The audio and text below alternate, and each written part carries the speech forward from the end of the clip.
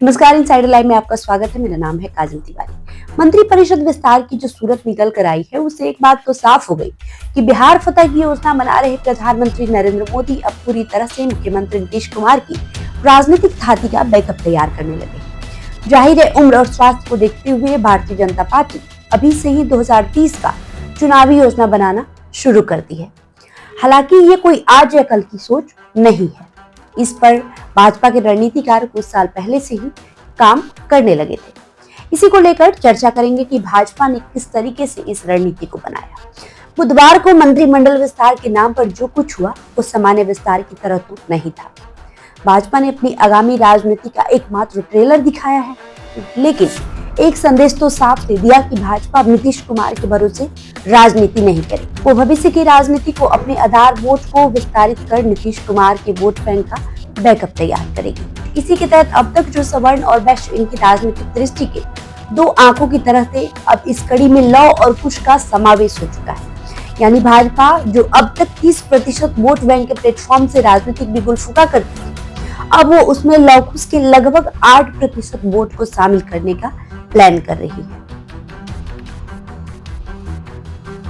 इस प्लान के तहत अब भाजपा की सोच में केवल कुर्मी वोट के लिए नीतीश कुमार ही नहीं होंगे, अब उनके भी चेहरे कुर्मी कुशवाहा की राजनीति करेंगे, भले उनका प्रभाव एक खास क्षेत्र पर ही क्यों न हो। इस कड़ी में नीतीश कुमार का इस विस्तार से किनारा करना उतना महत्वपूर्ण नहीं रह गया जितना कि भाजपा की तरफ से बतौर बैटिंग करने उतरे भाजपा विधायक कृष्ण कुमार मंटू और डॉक्टर सुनील कुमार का मंत्री परिषद में शामिल होना।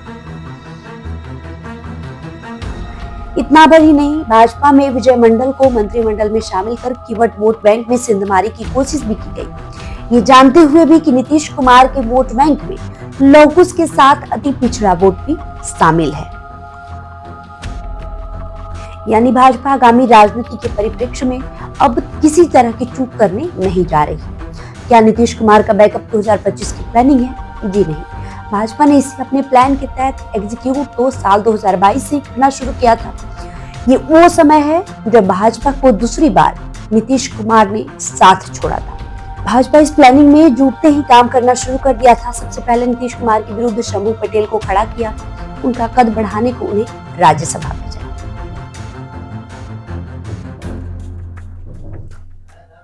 इस कड़ी में भाजपा की नजर प्रदेश उपाध्यक्ष सम्राट चौधरी पर पड़ी, तब भाजपा के रणनीतिकारों ने सम्राट चौधरी पर दांव खेला। बतौर प्रदेश अध्यक्ष बनाकर नीतीश कुमार के विरुद्ध खड़ा किया। ये भाजपाई भी मानते हैं कि सम्राट चौधरी को अब तक के प्रदेश अध्यक्ष से ज्यादा तरजीह नहीं मिली।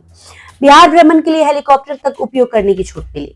तब सम्राट चौधरी पूरे बिहार में नीतीश कुमार के विरुद्ध माहौल बनाते हुए दिखे। सर पर पगड़ी भी बांधी और कहा कि नीतीश कुमार को सीएम पद से हटाकर ही पगड़ी खोलूंगा।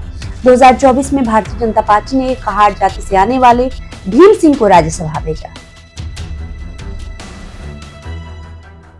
वही 2024 लोकसभा चुनाव में पूर्व उपेंद्र कुशवाहा को एनडीए के साथ लाने के पीछे भी नीतीश कुमार की ताकत को कम करना ही था।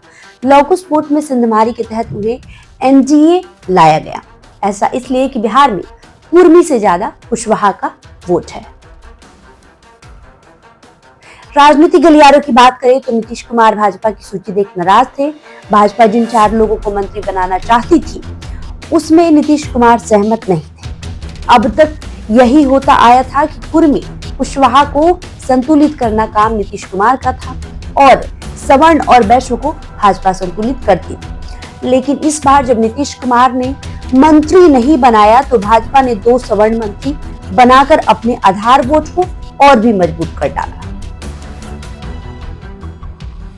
तो कहीं ना कहीं से साफ है, कल जिस तरीके से मंत्री परिषद का विस्तार हुआ है, जिस तरीके से कुछ खास जातियों का ख्याल रखा गया है, इससे ये तो साफ है कि भाजपा ने 7 मंत्रियों के सहारे 240 विधानसभा सीटों को साधने की कोशिश की है और साथ ही साथ नीतीश कुमार के बैकअप प्लान भी तैयार कर रही है।